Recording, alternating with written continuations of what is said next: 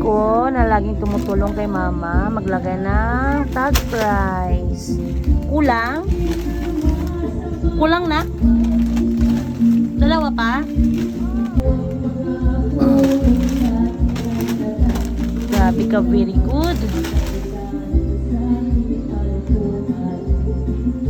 Yan po talaga yan ang gawain niya.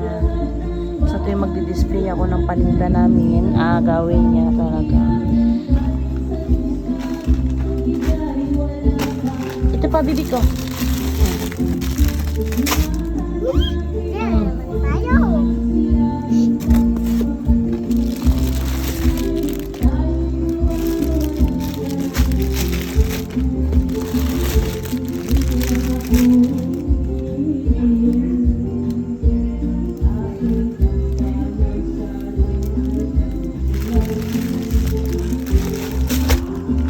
Panak, may isa panak. Sana yung tag price.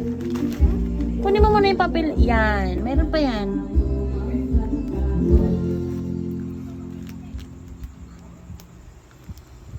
Tapos na, yay. Very good.